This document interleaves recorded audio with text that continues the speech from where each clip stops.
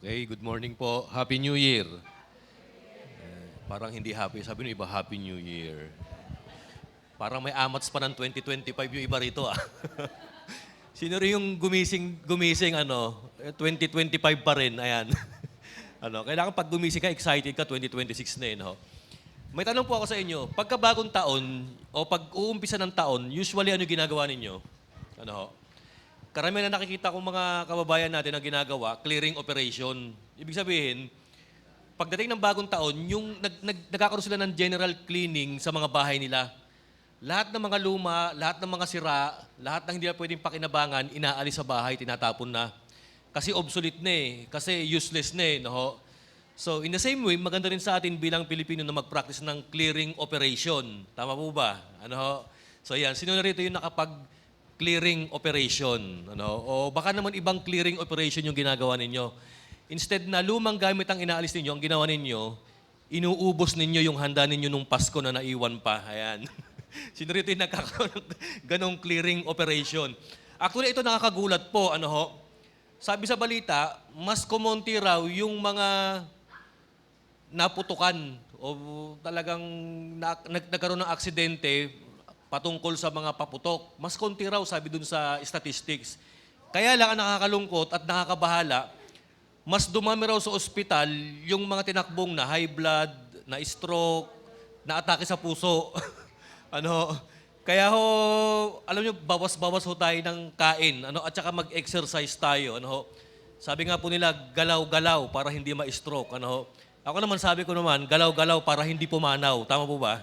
Ayan, So aside from that, nagki-clearing operation, ito po, clearing operation in a sense na tinatanggal mo yung mga lumang gamit, naglilinis ka.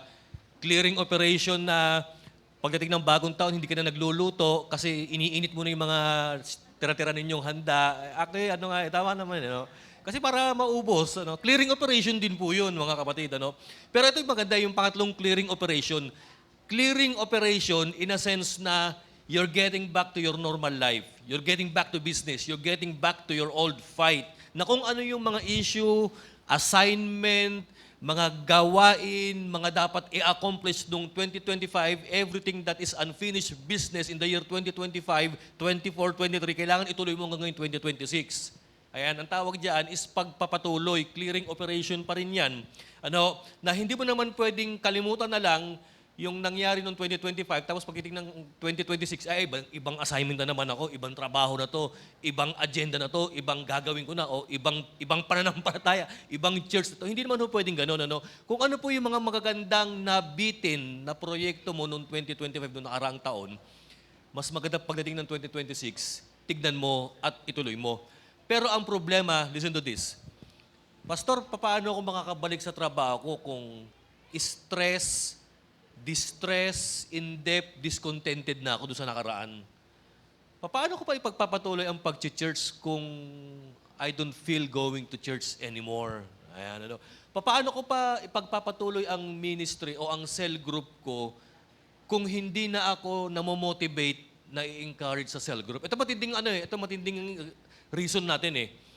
Paano pa ako makakapaglingkod kay Lord kung ako mismo basag, durog, sunog, kapatid?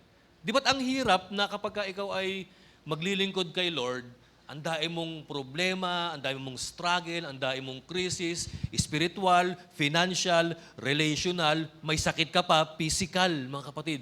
Sasabihin mo, Lord, paano ko makakapagpatuloy ng masigla, ng malakas, at ng may momentum ngayong 2025 kung ako mismo, Panginoon, ang may malaking problema? Sabi ko nga, basag, durog, sunog ka, kapatid. Ayan. Tingnan mo ngayon katabi mo kung basag, durog, sunog. Ayan. Kung ganyan ang situation mo ngayon, makaka-relate ka ngayon sa mensahe natin. Ito yung title ng ating mensahe, church. Ayan, tingnan po natin ito. Ayan, when God used the broken. Ayan, naniniwala ba kayo na kahit sira ka, mas effectively ka na gagamitin ni Lord ngayong 2026? Kung pangit ang performance mo spiritually, kung medyo napag-iiwanan ka dahil ang dami mong problema sa buhay, pero ako naniniwala, hindi rason o hindi reason ang mga struggles para hindi mo maibigay yung best mo kay Lord eh. dito po sa titignan nating verse ngayon, makikita natin na mas magiging useful ka pa kapag ka ikaw ay broken pagdating kay Lord, kapatid. Actually, ang tinutukoy ko po rito, walang iba po kundi si King David. Ano po? Ito po yung time na yung lowest point of his life ni David, na kung saan sadsad na sadsad siya sa spiritual, sa relational, sa financial, maging sa kanyang reputation. Pero church, ginamit pa rin siya ng Panginoon to uplift yung mga taong nangangailangan. To uplift yung mga taong distress, in debt, tsaka dissatisfied o discontented. So, tingnan nyo to, no? Tatlong uri ng tao yung in-encourage ni David. Distress, in debt, tsaka discontented. In short, DDD, yung mga hindi DDS, DDD, yung mga taong tinulungan ni King David, mga kapatid. Ayan. So, itong title natin, When God Used the Broken. Ayan. Basahin po natin yung 1 Samuel 21:10 hanggang chapter 22, verse 2. Medyo nag-overlap tayo ng chapters kasi gusto kong i-share sa inyo kung paano nagkaroon ng purpose, no, ng ministry si David despite na nasa lowest point of his life siya. So, bago natin basahin ito, let me give you a background about King David. Si King David, shepherd. Bigla siyang sumikat. Alam niyo ba may mga tao na gano'n yung isang nagawa lang sikat na agad Parang mga vlogger, isang vlog lang, boom agad ang followers, milyones Isang panalo lang ng competition, boom agad ang reputation Isang panalo lang sa boxing, pero yung tinalo sa boxing, malaki ang sikat, boom agad ang kanyang standing Sa basketball ganun din sa NBA Natalo mo lang yung isang malakas na team, super team, boom ka kaagad. O nag-champion ka ngayong taon. Si David, ganun yung kanyang karir. At a very young age, he was able to defeat Goliath. Si Goliath, siya lang naman yung kinasisindakan ng buong mga Israelita. So nung naging giant slayer si King David, para ang tingin sa kanya ng kanyang mga kababayan, wow, national hero na ito. So pagka ganyan na nangyari, yung hari nila during that time, si King Saul, medyo nag-jealous, medyo na-insecure, to the point na gusto na niyang i-dispose si King David kasi ang tingin niya kay David, David was a threat to his personal kingdom. So minsan, there was a time si David nagtutugtog ng harp, sinibat niya, buti nakailag si David. So from that time on, David fled from the presence of King Saul kasi wanted na siya And to make things worse, narinig pa yata ni Saul yung kanta ng mga kababaihan nung araw. Ang sabi ng mga kababaihan, si Saul have killed his thousands of Philistines while David kills his 10,000s and thousands of his Philistines. So during that time, na-insecure, nagalit si King Saul kay David. And during that time, si David, bata pa. Talagang naging pugante si David. So ang ginawa ni Haring Saul, pinagplanuhan na niyang patayin si King David. So ano ginawa ni David? Tumakas. The problem with King David, nung tumakas na siya, eto na. Sabi po rito, that day, David fled from Saul and went to Achish, king of Gath. Ayan. Sino tong si Achish? Kalaban to. Philistines ito. And you know kung saan yung Gath? Yung Gath, yan lang naman ang hometown ni Goliath. Biruin mo sa sobrang takot ni David, nakagawa siya ng foolish decision in life that he fled to the place where his enemies are what? Nagahari. So nagpunta siya kay Achish, hari ng Gath. Ang problema sa verse 11, tingnan po natin yung nangyari. But the servants of Achish said to him, mahal na hari, sabi ng mga tauhan ni Achish, hindi ba't ito si David narito ngayon sa atin? Yung the king of the land, yung parang tumalo kay Goliath, isn't he the one they sing about in their dances? Saul, at least sabi ko kanina, Saul has slain his thousands and David his tens of thousands. Kung baka ang gustong sabihin ng mga servant ni Achish, mahal na rin, di ba ito yung kalaban natin? Di ba ito yung tumalo kay Goliath? Di ba ito yung pinakadahilan kung bakit nagkaroon ng disgrace ngayon sa Philistine? Ayan, nung nakita nila si David, anong ginawa nila? Sa verse 12, David took these words to heart and was very much afraid of Achish, king of Gath. Sa sobrang, ano ang sabi, church? Yung balita na nakita siya sa lugar ng kanilang mga kalaban, dinamdam, dinibdib ni King David na sobrang takot siya doon sa lugar na pinagtataguan niya kay King Saul. Na-experience niyo ba yan, church? Yung pupunta ka rito para magkaroon ka ng kaginhawaan mula sa problema mo, pero pagpunta mo, problema ulit mas matindi pa. Tapos tatakas ka ulit, alis nga ako rito, ayaw kong kausap tong taong ito. Pagpunta mo, problema na naman ulit. Yung bang wala ka nang mapuntahan, kundi puro problema at takot. Ganyan ang naranasan ni David during that time. At ang sabi, yung mga pananalitang yun, dinamdam niya, kapatid. Alam niyo kung minsan, ang salitang mabigat, pagka sineryoso mo, lalong sumasakit, lalong parang pana sa puso yan eh. Minsan sasabihin pa nila, sus ko naman, salita lang yan eh. Masyado mong siniseryoso, masyado kang overthinking.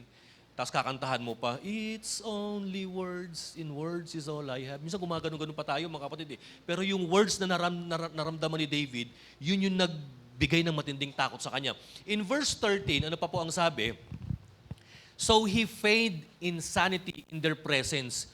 So sa sobrang takot niya, kasi papatayin siya, kasi nga pinatay ni David yung national hero ng Philistine, si Goliath. Ano ginawa niya? Nag-acting na para siyang may baliw. Nagbaliw-baliwan, mga kapatid. Anong ginawa niya nang nagbaliw-baliwan siya? Ito sabi, and while he was in their hands, he acted like a madman. Yung nga, baliw, madman. Ano ginawa niya? Making marks on the doors of the gate. So kung ano siguro pinagsusulat niya. Kasi nga, papatayin siya eh. Si David to, ito yung para hindi siya ma-recognize na si David, nagbaliw-baliw na lang. Ganon-ganon siya. Ganon-ganon. Eh, siyempre, sino ba naman ang papatol sa baliw, mga kapatid? Di ba wala?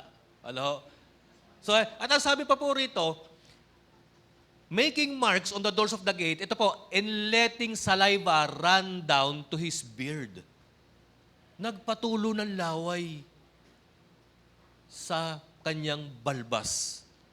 Sino rito yung ganon, mga kapatid? Yung bang sa sobrang desperado mo, nag-acting ka na lang na isa kang ganon. Sa sobrang takot mo sa mga tao, kunyari may maniningil sa'yo ng utang, Meralco, puputulan ka na po namin, ganun-ganun ka sa harap nila, kapatid. Ay, wag na, baliw tong wag nating singilin to. Malakas ang tama mo kung mangangagat. Sino dito yung ganun, mga kapatid?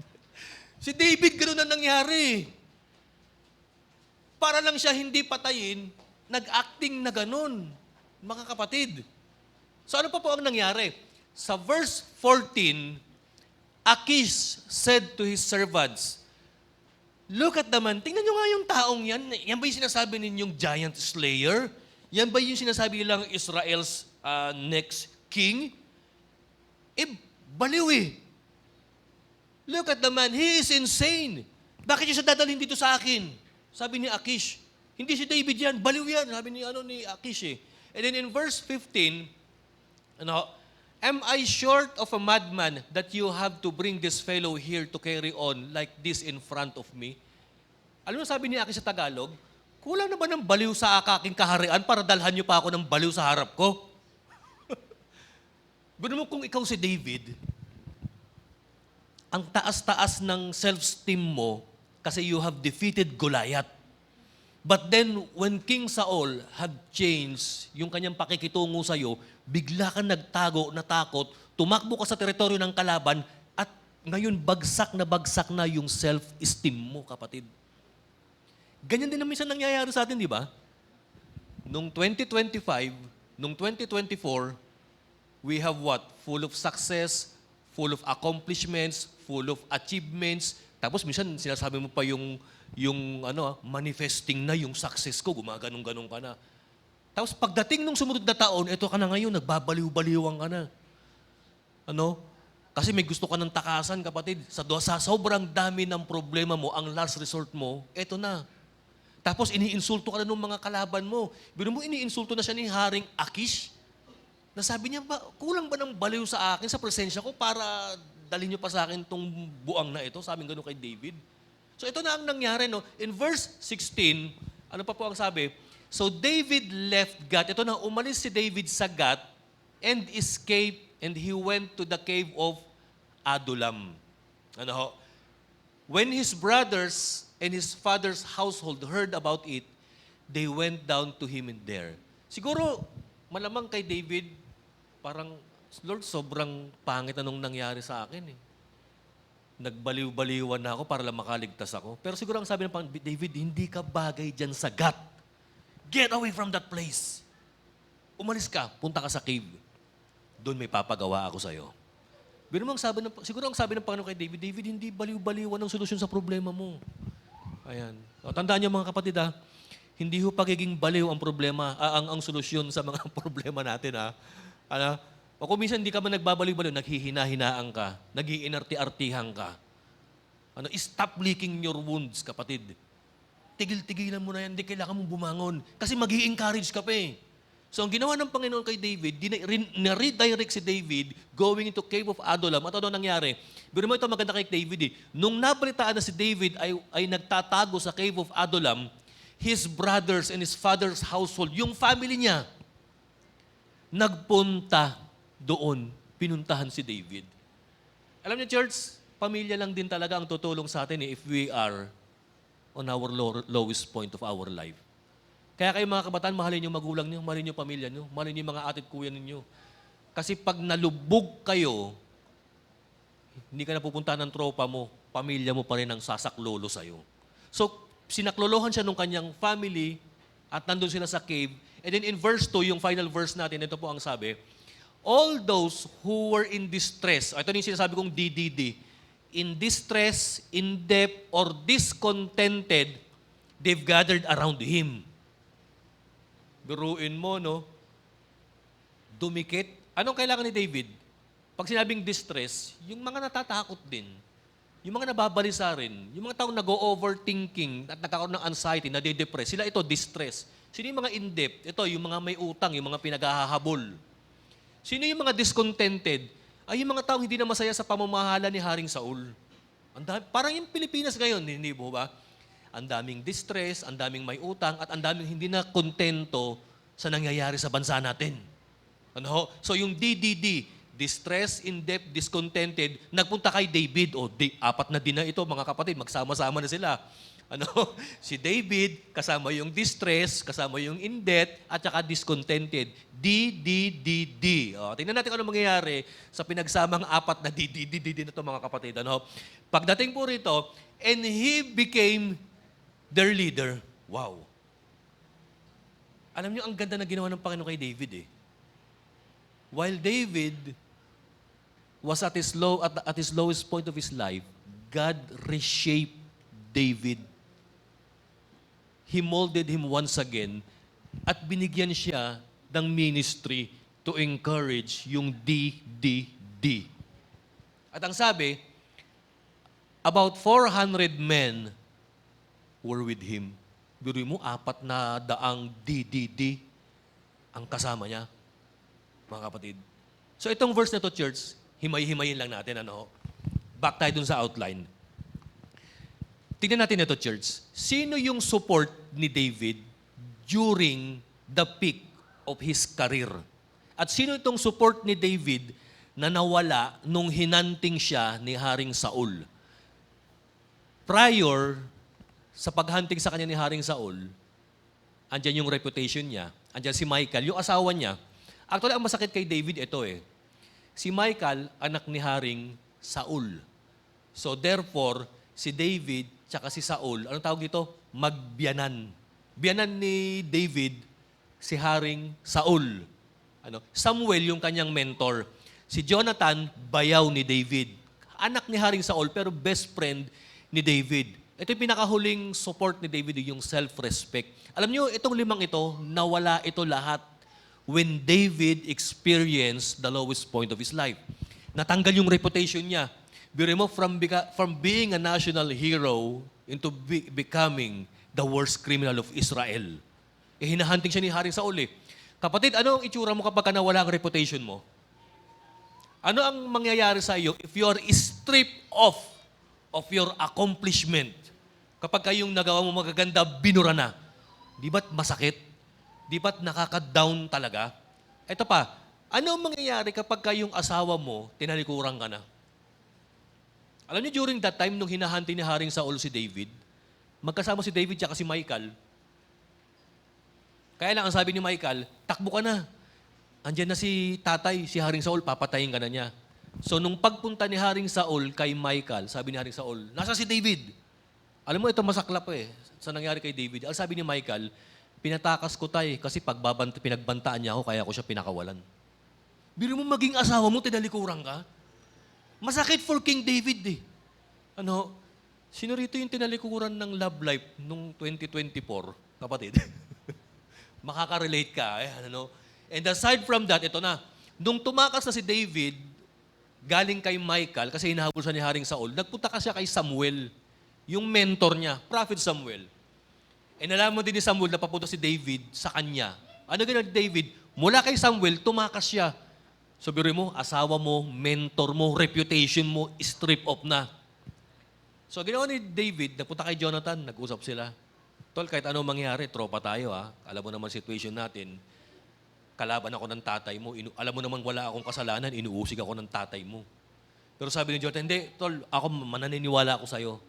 Kahit anong mangyari, yan, tropa tayo, sabi ni Jonathan. Ano nangyari? Iniwan din siya ni Jonathan. Nawala rin si Jonathan sa buhay niya. Ito na, nung nawala na si Michal, Samuel, si Jonathan sa buhay ni David, nagpunta ng Gat. Ang daladala lang niya, yung pangalan niyang Giant Slayer. Ano ginawa niya? Nagbaliw-baliwan. Biro mo, reputation and self-respect nawala sa'yo. David was so empty during that time. Sino rito yung ganun, mga kapatid? Pagpasok ng 2025, empty ka na. Empty ka sa pera kasi naubos sa pagkain. Empty ka na sa lahat, kapatid. May utang ka pa, in debt ka pa, distress ka pa. Kaya ka nadidistress kasi pinapanood mo yung mga hula-hula ng mga manguhula, yung mga nakakatakot na sinasabi may mga artista politikong mamatay, gumaganon-ganon, may bloody wars na mangyayari, may matinding sakuna. Naku, pagka tinignan nyo yun, lalo ka mai-stress, kapatid. Tapos in debt, discontented, tapos wanted, kapatid. Rejected. Si David, nireject siya He was rejected by King Saul, he was rejected by Michal, hindi siya natulungan ni Jonathan at ni Samuel. At maging yung self-respect niya, nireject na rin niya at nagbaliw-baliwan siya. Tanda natin, sabi ko nga, ito yung isa sa pinaka-lowest point sa buhay ni King David. Pero ngayon maipapakita dito ng Panginoon kung paano niya i-bounce back yung kanyang servant mula sa pagkakabagsak, mga kapatid. Tingnan natin dito yung karugtong. Ano ba yung 5 bagay? Tingnan niyo to, church. 5 things God does to use His broken servant. Ilista niyo to, 5 bagay na ginawa ng Panginoon sa buhay ni David kung bakit niya ginamit yung kanyang sirang servant o yung kanyang nabaliw o nagbabaliw ang servant, mga kapatid. Number 1, ito po. God's protection works even through imperfect decisions. May tanong po ako sa inyo. Tama ba yung decision ni David na magtago sa lugar ng kalaban? Mali. Oo, takot ka kay Saul. Oo, papatayin ka ni Saul.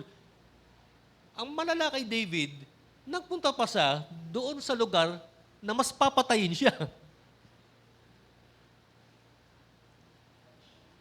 Kung minsan ng mga Christians, ganyan Nagkaroon ng conflict sa church, aalis, saka pupunta. Magiging makamundo na ulit ako. Mag-aanuhin lang muna ako, alis muna ako sa church. Yan. Alis muna ako sa ministry. Ayun. Saka na lang ako babalik. Ayan. Hindi muna ako mag-church. Pass muna ako sa cell group. Ayan.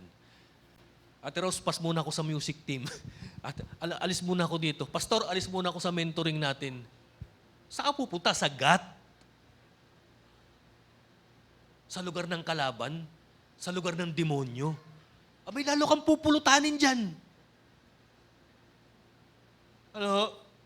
Kung minsan nakala natin yun yung problema akala mo, burden na burden ka because of those ministries, tapos magpapaalam ka, hindi. Sabi ng Panginoon, huwag kang pupunta dyan. Hindi solusyon ang pag-alis. Hindi solusyon ang pagtakas sa mga Saul mo. Pero ang maganda kay Lord, bagamat nagkaroon ng wrong choice si David, nagkaroon ng imperfect decision si David, David was what? Was chased by God's protection. Biruin mo, buti hindi siya napaslang sa gat, buti hindi siya na-assassinate doon, at buti nakalabas siya ng buhay kahit na nagbaliw-baliwan siya, kapatid. Tingnan niyo po yung sasabihin ko po rito, church. Sige. God is gracious even when our choice are not right. He guides us even in our fear. Ang ganda ng ginawa ng Panginoon kay David eh. Next, sabi ko pa rin po dito, pangalawa, ito po. Aside from sinamahan ni Lord si David, ito pa. God used broken places to shape His servant. Sino rito yung feeling niya ngayon? Para siyang si David. Lowest point of life. Tapos ang matindi pa, ang dami mo pa rin kasamang taong ganon. Di ba pagka wala kang pera, ang sarap dumikit sa mga taong mapera. Pero ang problema, wala ka nang pera, yung mga katabi mo, puro pa walang pera. Ang problema ni David, takot na nga siya, anxious na nga siya, yung 400 na nakatingin sa kanya, mga takot din to eh. Mga anxious din to eh. Stress na nga ako, stress pa to mga to. Ayan. Oh, let's say for example ako, stress ako, titignan ko kayo, mukhang stress dito mga nakikinig sa akin ah. Baliw na nga ako, uy, mga mukhang baliw din na nakikinig sa akin. Ay, alam niyo yun, yung, kung mga sasabihin ni David personally, Lord, ano ba naman? Kailangan ko encourager, hindi palalakasin. Kailangan ko ng malakas na mga kasama, hindi mga mahihinang nilalang, Panginoon. Pero ito maganda eh. Ginamit ng Panginoon yung kuweba na malungkot, na pangit, na madilim, na isolated to form David, mga kapatid. So kung ikaw, kapatid, ay sumasa ilalim na ngayon sa proseso at sa pagtira sa kuweba ng kadiliman, kapatid, congratulations. Isa ka ng certified na caveman, kapatid. Pero don't worry, paglabas mo ng caveman, you will become Israel's greatest king. Because during that cave experience, God is molding, shaping, transforming David, not just being a mighty warrior, but to become Israel's greatest king, kapatid. Ano? So kung nakaka-experience tayo ng kalungkutan, isolation, hindi pagpansin ng tao, ng meaninglessness in life, don't worry, it might be that you are experiencing what David had experienced. Yung pagiging caveman. Yung pag-ministry sa 400 na tao na mahihirap, kapatid. O tingnan po natin dito yung karugtong, mga kapatid. Ano yan? God prepares us in isolated, dark places. Sino dito yung feeling mo ngayon ang 2026 malungkot? Don't worry, sabi mo sa katabi mo, training yan, training. Yan, ano? Our cave season may be God's way of reshaping our character, our humility, and our leadership, kapatid. Alam niyo, during that cave experience, David learned true character, true strength. No? David learned real humility. Kasi ang wrong humility ni David, magbaliw-baliwan eh. Pero ang real humility was that even though he was a man after God's own heart, he learned to depend upon the power of God, mga kapatid. And ito, natuto siya ng leadership. Kasi nung una, solo flight lang siya eh. O ngayon, binigyan ka na ng Panginoon ng 400 men para, alam niyo ba yun? Para i-lead yung 400 DDD, mga kapatid. Okay, next. Pangatlong bagay na nangyari, ito po, aside from naka-experience siya ng cave, aside from sinamahan sa ng Panginoon, ito po, kapag ito na-experience mo, malamang gagamitin ka ni Lord ngayong 2026 eh. God gathers the broken around His anointed servant. Yan nga, yung distress, in-depth, tsaka discontented. Sabi nila, kung sino raw yung mga kasama mo, magiging ganun ka. Sabi nila, birds of the same feathers flocks together. Totoo naman, kapatid. Pero alam nyo, merong magic na nangyari sa fellowship na ito. Ano yung tawag ko rito? Fellowship of the misfits. Fellowship of the broken, kapatid. Alam nyo kapag kayo, nag-cell group kayo, tapos lahat kayo may kanya-kanyang daladalahin, may kanya-kanyang problema, kapatid. Ang sarap sa feeling. Kasi feeling mo may nakakaintindi sa'yo eh. Feeling mo may karamay ka eh. Tama po ba mga kapatid? Oo, ganyan. Kamusta ang bagong taon mo? Sasabihin nung cell leader, kamusta bagong taon mo? Sabi nung cell member, malungkot po ang bagong taon ko, wala po akong pera. O ikaw kapatid, malungkot po ang bagong taon ko, may utang din ako eh. Ikaw, malungkot po ang bagong taon ko, wala po akong trabaho eh. Sasabihin ng mga member mo, ikaw po leader, ano pong bagong taon? Ay, malungkot din ako eh, lahat ako wala rin eh. Ayan. Pero sa kabila nan, when you are praying, ayan, tutulo na luha nyo, mag-iiyakan kayo, strength comes in. The presence of God comes in to empower you, kapatid. To empower itong mga DDD na ito, kapatid. Masarap yung may karami ka sa buhay eh. Oho. Naalala ko nung elementary ako, nag-exam kami, ang hirap ng exam namin, kapatid eh. Di syempre, score reveal na eh. Ang problema, letter A ako pinakauna. Alpha para, bagsak. Naku, patay, sabi ko, bagsak ako ha. Nakakaya naman to.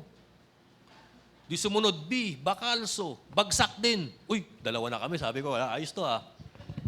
C, cruz, bagsak din. Uy, tatlo na kami. Hanggang sa dumami ng dumami, bagsak lahat kami. Ang natira, yung top 5 lang namin eh. Alam na nangyari, mas masaya pa kami kasi doon sa mga pumasa, kapatid. Ganyan ang power kapag ang mga mahihina nagsama-sama, tama po ba? Merong encouragement na nangyayari. Merong magic. Kasi nga damay-damay na kayo eh. Tama po ba? Ayan. Sino dito walang pera? Ayan. Tawa na lang tayo, kapatid.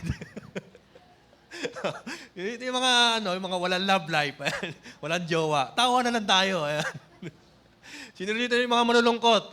Sino dito yung may mga yung mga may hypertension, yung mga may sakit? Tawa na lang din tayo kasi pare-pareho tayo, mga kapatid. Alam niyo, yan yung magic eh, na kapag pinagsama-sama kayo ni Lord, tapos sama-sama kayong nag-pray, kayo nagpapalakasan. Tama po ba? No? So God gathers the broken around His what? Anointed servant. Kung paano in-encourage si David yung 400, ganun din ang 400 na in-encourage nila si King David. Yung mga cell leader dito, don't leave your cell group ha. Balikan nyo yung DDD din ninyo, mga kapatid. Ayan, Next, tingnan po natin ito karugtong, mga kapatid. Sometimes, we become more effective leader when we are broken. Aryan, when we are broken. Ako naniniwala dyan eh. Totoo yan, mga kapatid. Hindi ba kunyari ikaw, yung mga song leader natin, pagka ikaw nagsusong leader, ang dami mong dala-dala-dala, mas i-connect mo yung congregation pag nag-worship kayo. Kasi iniisip mo, Lord, ang dami kong utang, ang dami kong sama. So, umiiyak ka. Pag umiiyak ka ba, nag-worship ka, nakikita mo yung nahawa, umiiyak na rin eh, no? Lalo sila nakaka-connect, mga kapatid eh. Ako ganun din ako eh. Pag masama loob ko, pag broken-hearted ako, parang singin ko, Lord, mas effective ang preaching ko ha. Kasi mas nailalagay ko yung emotion ko dun eh. Mas mas na-carry ko yung mensahe mo, Lord eh. Kapag nararanasan ko yung brokenness sa buhay. So ganyan na nangyari kay David eh. Sometimes we become more effective leader when we are what? Broken. Ayan. Kaya kung broken ka, sabi mo sa katabi mo, aminin. Aminin mo na. Mahirap yung yung nagpapakatlakas tayo, nagpapakatibay tayo, pero talaga sa totoo lang hindi na natin kaya. So ayan, next. Those who are distressed, in debt and discontented, found purpose under David's leadership. Alam niyo, church, ito matindi dito. After nilang matapos ng training dyan sa Cave of Adullam, at nung naging hari na si King David, alam niyo ba, church, na yung mga distress na tao na yan, yung 400 men na yan, most of them became David's mighty warriors. Para kayo mas maniwala sa sinasabi ko, church. Tingnan natin ito, Yung iba dyan, sa distress na yan, isa si Joseph Bashibet ang pangalan. Sino ba siya? Ang sabi rito, sa 2 Samuel 28, Itong nag-iisang tao ni David, he just killed 800 enemies at one time with spear. Wow! Ang tindi nito, kapatid. Isang tao siya, tinalo niya ang 800 na kalaban. Pero inyo, kapatid, pag ikaw nakagraduate, doon sa pagiging caveman mo at transform ka na ni Lord, 800 problems you can overcome. Another one, Eleazar, son of Dodo, sabi po rito, ano ho? Ang feature niya, he fought the Philistines until his hand stuck to his sword. Hanggang sa mamanhid daw yung kamay niya. Natalo raw niya yung sandamakmak na kalaban. Abay, biruin mo, no? Grabe pala itong mga to. Si Shama, son of Agi. Parang ang pangit yata ng pangalan ng tatay niya, Agi. Ano? Ayan, ano? Ano sabi po rito? He defended a field of lentils alone when Israel fled. Itong si Shama, nung sasakupin daw nung kalaban yung kanilang mga pananim, nagtakbo daw yung mga kasama niya, siya lang daw ang naiwan. Tinalo niya yung mga mananakop. One person, kapatid. Kapatid, ito yung taong distressed, discontented, in depth. Nung nagsama-sama sila sa Cave of Adullam, nag-encourage sila one another, and then God transformed them to become mighty men, kapatid. Ano? Sino rito yung excited na ngayong 2026? Na malungkot ako, Lord, ah. Lord, depleted ako, ah. Lord, discontented ako, ah. Lord, in-depth ako. Pero Lord, by your powerful hand, Panginoon, alam ko, Lord, makakatakas ako dyan. Magiging kagaya ako ni David. Magiging malakas ako kagaya ng kanyang mighty men. Ano? So, yan po ang sabi. Next, tignan po natin ito, karugtong. Ano? By being with them, ano ginawa ni David? Being with them, seeing their needs, and accepting leadership, David formed a new community of hopeful people who became his mighty men. Wow. Church, if ever na nag-fail ka noong 2025, 24, 23, hanggang pababa, if ever na ang daming setbacks, hindi nag-grow ang church, nawala ang cell group, naiwan mo ang ministry, balikan mo. Tatagpuin natin si Lord sa Cave of Adullam. Lord, use me, train me, empower me, O Lord, so that I become like King David and his mighty men, Panginoon. Na kahit na anong problema ang darating sa 2026, I can handle because you alone gives me strength. Sana po ganyan ang mindset natin, mga kapatid. No? Sunod po, panglima o pang-apat, strong leadership develops during severe crisis. Oo, totoo yan, mga kapatid. Nafo-form ang ating character kapag tayo ay nahihirapan. Naalala ko, I was 16 years old nung tinapon ako ng magulang ko sa seminary. Wala akong kaalam-alam noon, kapatid. Ano? Alam niyo, nung tinapon ako ng magulang ko ron, vampira ako eh. Palagi ko sinasabi, ma, wala vampira. Kaya palaging ganun ang ano ko eh. Palagi ko umaasa sa magulang eh. Hindi ako marunong maglaba, hindi ako marunong magluto. Ayan, ang alam ko lang, ligo, toothbrush nung pumasok ako ng seminary, kapatid. Pero pagpasok ko ron, natuto kong maglaba. Ayan, natuto kong makisama, natuto kong mag-aral mag-isa, natuto kong sumulat. Alam niyo, pagpasok ko ng seminary, ang alam kong English, 3 lang, yes or no. Dahil may mga foreigner na teacher doon, natuto kong yun, makipag-usap sa kanila, mga kapatid. Ganyan din, ang buhay ko sa seminary parang cemetery, kapatid. Kasi yung seminary talaga malapit sa sementeryo, mga kapatid. No? Sabi ko, Lord, bakit dito mo ko dinala? Cemetery to, Lord, hindi seminary. Sabi ko ganun. Pero alam nyo, that was the time that God reshaped me. Taught me character, humility, dependent, and empower and encourage me, mga kapatid. So kailangan talaga sa buhay natin, pagdaanan mo yan eh.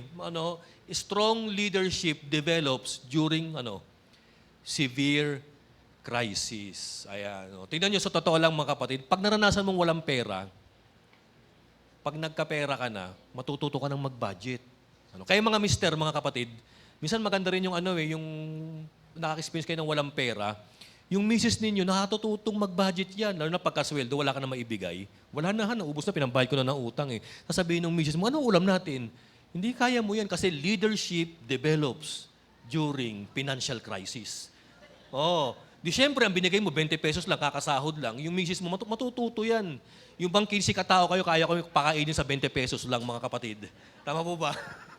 May mga ganong mga abilidad ng mga misis. Bibili lang yan ng ako kaya ko yan, kapatid. 20 pesos, papakainin ko 20 katao. Kaya ko yan, mga kapatid. Bili lang ako ng rekado, tsaka asin, tapos tubig. May ulam na tayo. Sabaw. Diba? Madali lang yung doon natututo, doon na-develop ang leadership pagka matinding krisis, mga kapatid. Kaya kailangan maka-experience tayo ng kahirapan eh. Hindi ko naman sinasabing mahalin yung kahirapan forever. Magpa-tutor lang tayo kay kahirapan sometimes. Ayan, nang sa gayon ma-overcome natin yan. At ma-develop tayo, mga kapatid. Ganyan ang nangyari kay King David. Ayan. Number 5, next. Ayan. True leadership emerges in adversity, not in comfort. God may use us as a leader where life seems at its worst, kapatid.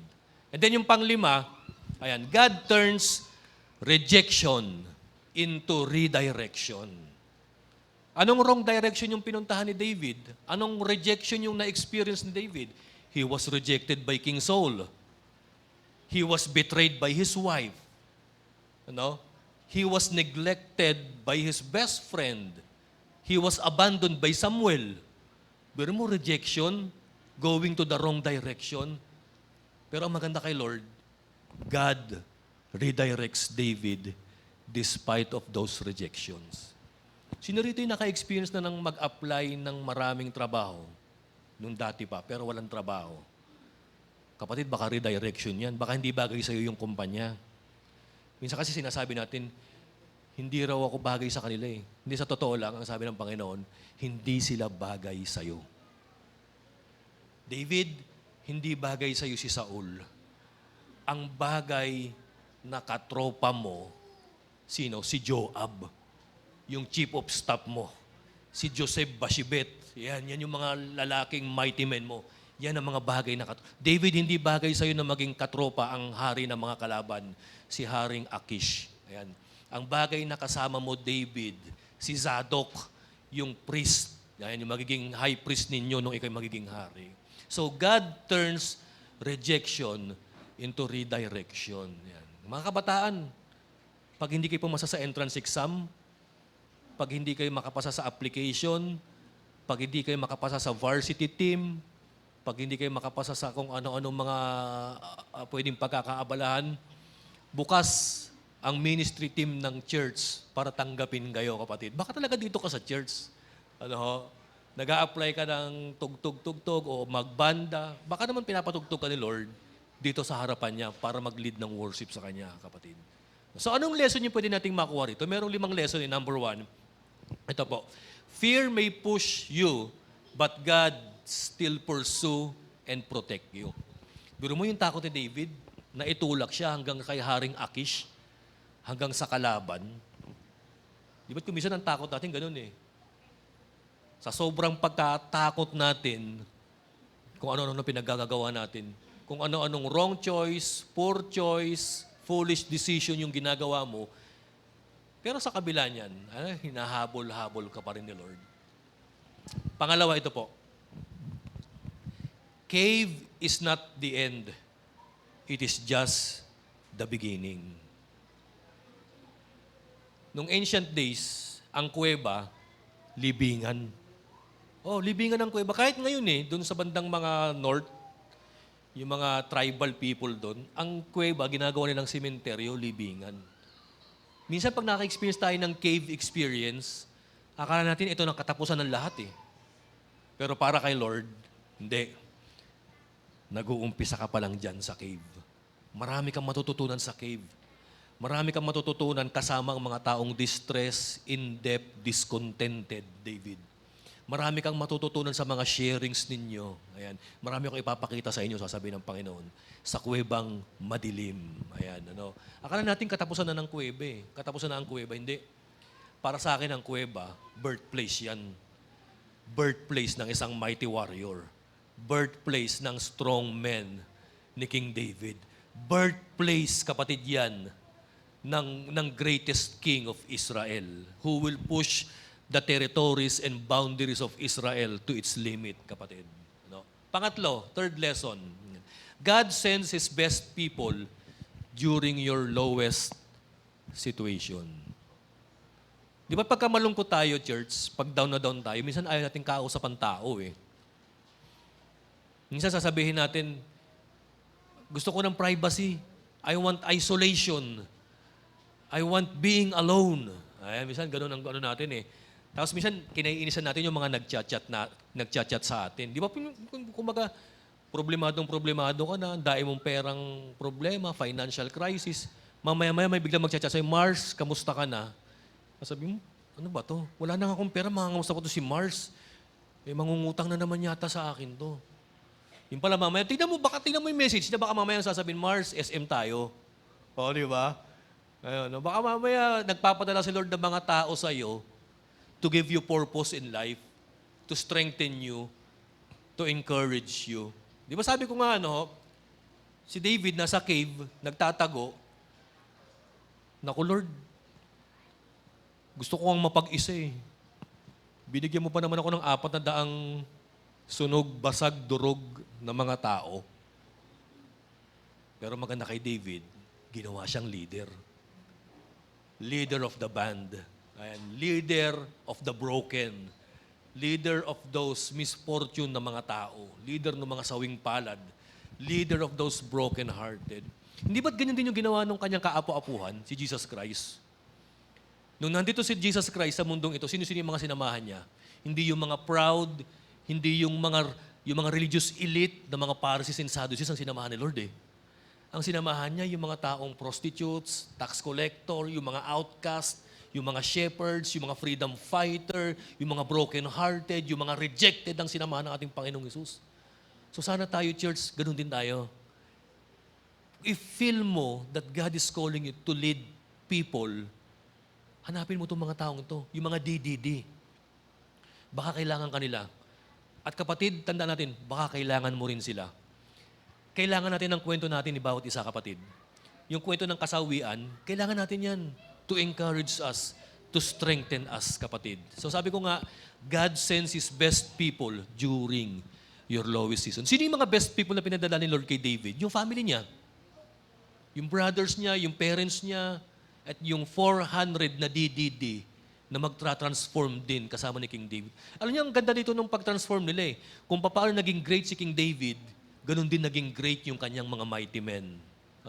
Pang-apat na lesson, ito po, church. God forms a mighty army from broken lives. O, di ba?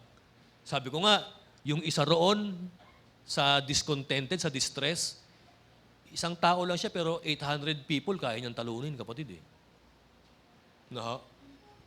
Fino-form tayo ng Panginoon to become His mighty servant. Bagamat broken ka, huwag nating i-deny yung cave. Huwag tayong lumayo papuntang Gat. Alam niyo, ang ganda ng utos ng Panginoon kay David during that time eh. David, go to Judea. Go to Judea. Yung Judea, alam niyo kung ano yun? Hometown ni David. Because David was from the tribe of Judah. Ang kapitolyo ng Israel during this time, wala pa sa Jerusalem. Kasi si David ang nagtatag ng Jerusalem eh. Ang capital ng Israel at ang kingdom ni Haring Saul, wala sa Judea. Nasa land of Benjamin. Sabi, somewhere in Gibeah. Nandun, nasa northern part, nasa central part ng Israel. Ang Judah, nasa southern part. So sabi ng Panginoon kay David, umalis ka dyan sa Gat. Punta ka sa Judea. Dyan mo i-form yung mighty men and mighty warriors mo. God forms a mighty army from broken lives. Yan. Sino dito yung may nakaka-experience ng brokenness ngayon? Ayan. Sabi mo, may potential ka to become a mighty man of God. Ayan. Panglima po, church. Ito na po yung huli. God's anointing can't be stopped by human rejection. Tayo po tayo, mga kapatid.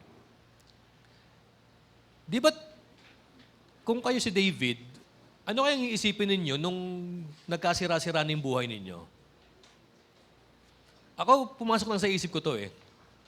If I were King David, during the time na hinahabol ako ni Haring Saul, during the time na wanted na ako, during the time na, alam niyo yun, nagbabaliw-baliwan na ako, during the time na babang-baba na ako, siguro isa sa dahilan kung bakit si David nagpatuloy pa, Alam niyo kung ano?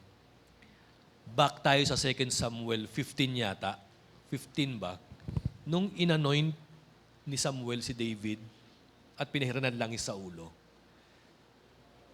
I think siguro ito yung moment na pinaka-chine-cherish ni David nung pinupurso na siya ni Haring Saul. Siguro sasabihin niya, hindi, I will be Israel's next king. Wanted na ako. Wala na, di na ka nahari. Hindi. Naalala ko yung langis ni Samuel. Pinahiran ako eh. Alam niyo ako, church, ganun din eh. Pagka nadadown ako sa ministry, pagka gusto ko nang umalis, pagka gusto ko nang gumive up, pagka gusto ko nang magpakalayo-layo, ang nagpa-flashback sa isip ko, binautismo na ako ni Lord, nabautismo na ako kay Lord eh. Ang naalala ko pa, kapatid, yung pinatungan ako ng kamay ni Brother Voltaire, yung may tawag doon, yung inordain ako dito sa church. Yun yung mga bagay na naalala ko whenever temptations of giving up comes in my mind. O, nare-refer sa akin yan eh. No, yung kay Brother Voltaire, yung pagme-mentor namin ni Kuya Pai, ni Pastor Pai, tsaka sila Bishop Oriel, yung ini-encourage, binabalikan ko yung message nila. And maganda pa kapatid, yung binubuklat ko ulit yung Bible. Tinitignan ko kung gaano ako kamahal ng Panginoong Hesus, kapatid. Siguro I think si David, the very reason why he didn't give up, kahit na nasa babang-baba na siya, inaalala niya yung langis ni Samuel. Hindi inanoint ako ni Samuel eh. Kahit na anong redirection, rejection, or misfortune ang mangyari sa akin, siguro ang lakas ng paniniwala ni David, I will become Israel's next king. Pinatungan ako ni Samuel eh. Inanoint ako ni Lord, inappoint ako ni Lord eh. Kaya kahit na anong mangyari, ang maganda kay David, he didn't force things na magpaboros para sa kanya eh. You know, church, there was a time, kayang-kaya na niyang patayin si Haring Saul. Sabi ni Joab sa kanya, David, ito na yung pagkakataon. I-assassinate mo na si King Saul. Ano sabi ni David, no. Paano ako gagawa ng masama sa anointing o inanoint ng Panginoon? Hindi. Alam niyo ang temptation dito ni Joab, magiging hari ka pag pinatay mo yan. Pero ang gusto dito ni David, hindi. Gawin natin ang mga bagay para kay Lord. Ang mga bagay ayon sa kalooban ng Panginoon. Kapatid, sino dito yung distress, in debt, taka discontented? Sana kapatid, huwag kang umalis ng church. Sana huwag mong iwan ang cell group. Sana huwag mong iwan ang ministry. Sana huwag mong iwan yung faith, kapatid. Oo, mabigat ang 2026. Yung 2025 nga na, sasabihin mo, Lord, broken na ako, lupay-pay na ako. Yung faith ko, dilapidated na, Panginoon, lamog-lamog na ako. Pero si David, di ba nakita naman natin, mas lamog pa, mas down na, nagpatulo na nga ng lawi, nagbaliw-baliwan na nga eh. Pero alam niyo, ginawa ng Panginoon ni David, isi-shape kita. Kakayanin mo. Kapatid, kung paano tinuruan ni David, in-encourage, kung paano nagbanding yung mga taong sawi during that time, at paglabas nila sa kuweba, they became mighty men of God. Sana kapatid sa church, ganun din tayo. Huwag kang aalis sa church kapag nalulungkot ka. Huwag kang bibitiw sa ministry kapag feeling mo giving up ka na. Huwag kang aalis sa cell group mo pag feeling mo wala na nangyayari o hindi ka na na-entertain. Hindi, panghawakan mo pa rin. Lalo ka pa nga dapat mag-apoy. No? Ako, ang isa pa sa sinasaalang-alang ko, Lord, pag umalis ako, paano yung mga DDD sa church? Oo, Lord, malaki rin ang pangailangan ko. Pero Lord, pag umalis pa ako, kawawa naman sila. Paano si Brother Peli? Sila Brother Paul? Paano yung mga dinaalagaan ko? Paano sila Kuya Ricky? Sila Ate Rose? Sino mag-i-encourage sa kanila? Sino magdi-disciple? Yun na lang din, kapatid, ang iisipin natin. So before we go to God, isipin mo kung sinong iiwanan mo, kapatid. Before you decide to give up, to surrender ang pag-church, isipin mo, kapatid, kung sinong maiiwan mo. Si David siguro, napansin din niya to eh. Lord, ang dami ko nang problema. Dinagdagan niyo pa ng 400 yung problema ko. Broken na nga ako eh. Dinagdagan mo pa ng 400. Yung personal na problema ko, times 400 mo pa, Lord. Pero hindi eh. Yung 400 na yan yung naging project ni David. Yan yung naging disciple niya. Yan yung naging mighty men niya, kapatid. Yan yung mga naging, tauhan niya to build up the greatest kingdom of Israel that ever had, kapatid. Sana sa church, ganun din tayo. Oo, maraming problema at challenge sa 2026. Pero kaya natin yan pag nagsama-sama tayo. Pag nag-pray tayo to one another. Pag nag-encourage tayo one another. Tayo po yung manalangin. Father, salamat sa napakagandang kwento, O Lord, ng ginawa niyo kay King David. Although he was broken, although it was one of his lowest point of his life, pero salamat, Panginoon, kasi ipinakita niyo, Lord, how to transform a broken life into a mighty warrior, Panginoon. Lord, inaamin namin ngayon, Panginoon, wasak kami, broken kami. Hindi maganda, Lord, yung aming feeling, nararamdaman, financially, emotionally, spiritually, relationally, physically, Lord. We are all unwell, Panginoon. Pero pinagpe-pray ko, Lord, sa kabila ng pagiging broken namin, hindi pa pala kami disqualified sa pagiging servant. Kasi Lord, nakita namin, Panginoon, na sometimes, yung mga broken na tao, sila pa yung mas effective sa ministry. Sila pa yung mas effective para sa inyong kingdom. Help us, O Lord, to become like King David, to become an encourager, Panginoon, sa mga taong distress, in debt, as discontented, Father. Lord, I pray, Panginoon, sa buong Genti Church, sa ngayon, Panginoon, na nakakaranas kami, Panginoon, ng cave experience, na, Lord, matransform kami. Matapos namin itong experience nito at lalabas kami bilang inyong mighty men and women, Lord, na maglilingkod sa inyong kingdom. Father, I pray, Lord, sa mga kapatid ko sa church, tulungan niyo kami, Panginoon, na mapaglabanan, masurvive at ma-overcome ang mga challenges ng 2026. Salamat, Father, kung paano niyo kami sinamahan, Lord, noong 2025, na, Lord, gayon niyo rin po kami samahan ngayong 2026. Salamat, O Lord, ito pong aming panalangin. In Jesus' name we pray. Ang lahat ay magsabi ng Amen.